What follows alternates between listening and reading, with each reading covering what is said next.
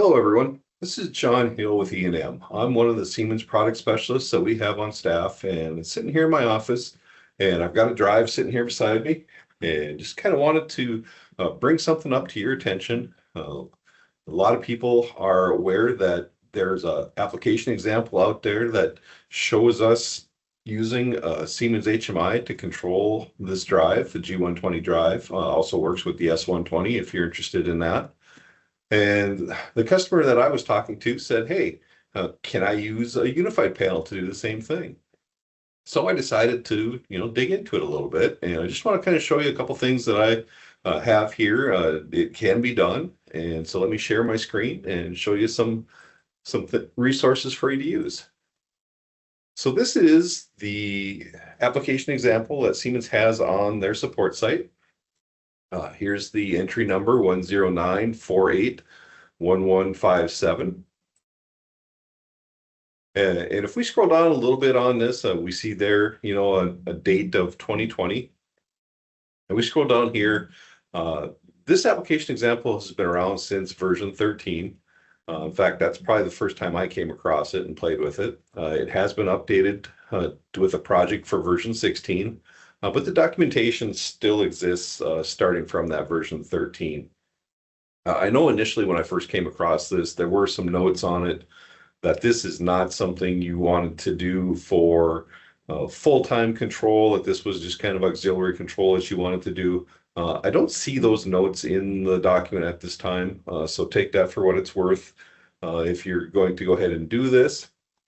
But here's the application example, and so you can pull that down.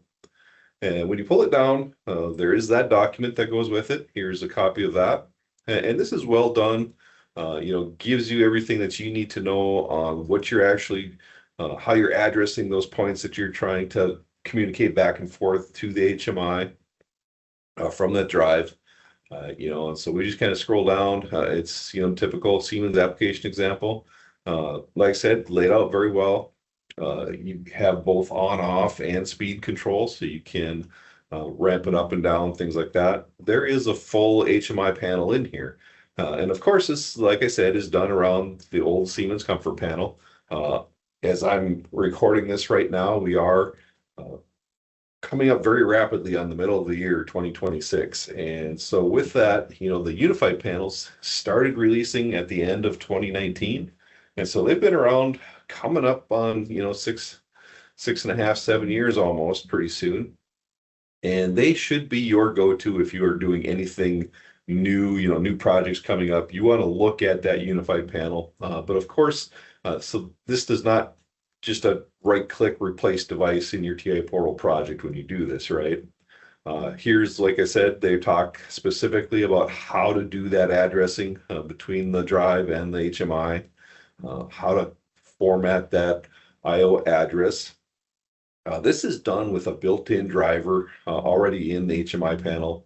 It uses the S7 300/400 driver. I'll scroll down a little bit here and kind of show you that. Yeah, so here's the connections. That S7 300/400 driver, you just set up your IP addresses in there and you're good to go. So with that, I think I'll jump over to the project itself. So I've got this project just opened up in a reference project right now. So I did a conversion. I'm working in version 21 here. So I took that project. You can kind of see from the naming convention here, the frequency converter _ V16 is how it came from Siemens. When you go to open it up in 21, it opens it up in that V16, and then it does that conversion to V21. I did do it twice here, so that's why there's an _1. So you see here, you got quite a few screens that it has available for you. And this is just an example of one of them here that you can utilize. It's got the on-off switch, it's got the current speed, and then it's got your desired speed that you can put in there. And so there's, this whole project behind it that you can utilize. Of course, like I said, trying to do this on a unified panel. I don't have that drop-in replacement or that right-click change device option to going from a comfort panel to a unified comfort panel. So I just kind of created my own and kind of robbed some of the tags and stuff out of this project. And I just did a simple screen just to kind of proof of concept for you guys here. And so I just put actual speed, control word I have in here, just so you can kind of see it changing, and then an on off and a set speed. So that's up and running right now. So let me switch over and show you that. Of course, I am simulating this, so I'm going to get my nag pop-ups once in a while as I simulate this, telling me that this is being simulated. So I just put in a set speed of 500. And this on-off that I took out of that other project is actually 0 to 100%. So right now we're at 0. So if I put 100 in here, that's going to tell me that it wants to go to, get my nag screen popping up again. All right, so let's get that 100% popped in here and hit enter. You may be able to hear it on the audio here. That drive did start up. We see a change here. Went up to that desired speed. I can put, a different speed in here. And we'll see it ramp up some more. And we see here, that control word. If I go down to 0 here, you'll see that control word change slightly. That last bit is turning off and on as we change that. And then once it fully ramps down, you actually hear it drop out behind me altogether. So like I said, this is a quick proof of concept I want to do for you guys. And if you're curious about, what tags I was using here, I can pop back in the TIA portal and just kind of show you a couple of those real quick, just so you kind of get an idea of what I was doing, so it's not too much black magic for you.